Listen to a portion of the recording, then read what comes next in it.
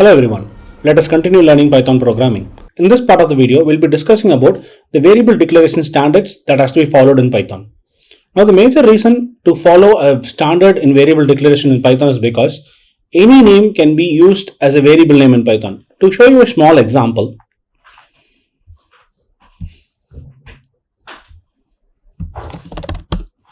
let us start off with creating a new file, and I'll save this file with the name of cp5.py, where py is the extension for Python files. And here we already know for is basically a keyword in Python. For, as you could see, it is getting highlighted in a color purple, which is basically a keyword in Python which is used to represent the for loops. Now I can use this for as a variable name and I'm assigning a value of a string hello here.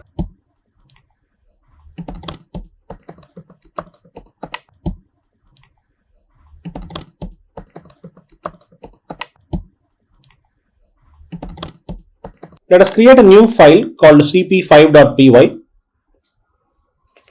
Now let us say we already saw some of the function names. For example, I will show you once again python3-q, and when I call this directory of built-ins __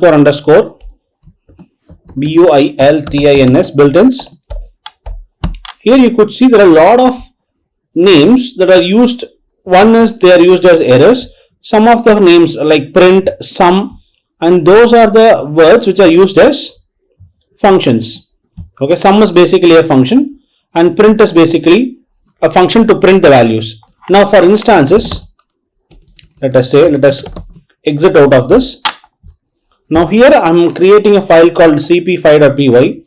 At this juncture, I am assigning the value of print is equal to hello. So print, which is basically a function name that is assigned a value of hello. So now this print becomes basically a string variable. Okay, and I call this print of print. Yes. Now see what happens. I'll run this file python3 space cp5.py. Now throws me an error saying there is no error in the first line. Rather, this assignment of storing a string value inside the keyword called print is accepted, whereas there is an error only in the line 2 saying string object is not callable. So hence what happens from here onwards is nothing but I will not be able to use this print as a print function, will not be usable. For instances, let me show you with another statement. Okay, so I'll create a dummy list here, ls is equal to, so I'll create a list called 1 2 3 4 5. Okay, now here when I call print sum of ls, it prints the sum of the list. Now I'm reusing the sum and assigning a value to it saying hello. So when I print sum, it prints hello, and when I print sum of ls, see what happens here. I'll clear it. When I run this up, first place it prints 15 saying it prints the sum of ls, it prints the sum of the list. Second line it prints hello because I have stored a string value inside the sum.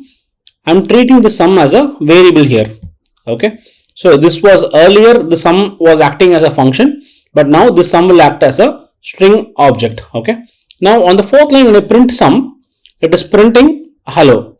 On the fifth line when I say print sum of ls, now there is an error in the line 5 saying string object is not callable. It is creating a type error. Hope this differentiation is understood.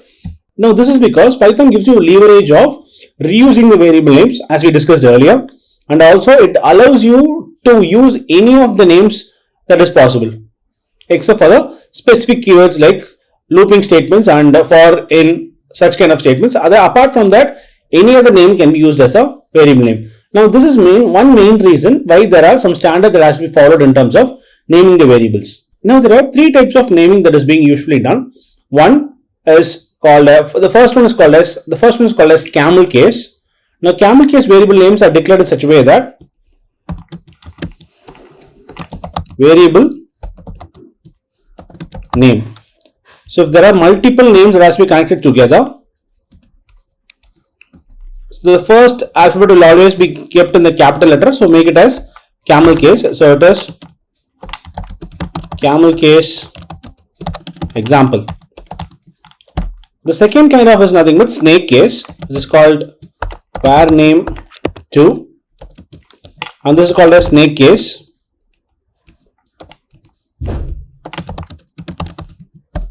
The last one was done with the help of underscores, var name,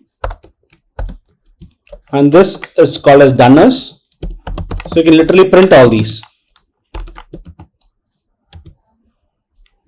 Variable name, I'll print it.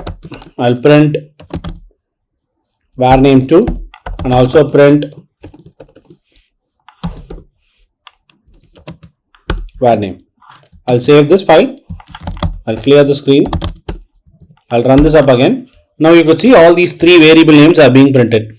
Now the purpose of using these three types of variable naming structure in Python is because now number one, this donor class you can obviously see in some of the classes saying when you call python 3 -q and when you call the directory simply you can say annotations, built-ins, all these variable names are being used with donors.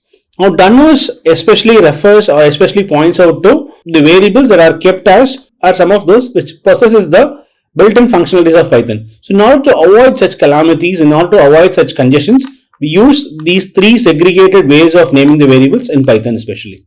Thanks for watching. See you on another interesting topic from Python.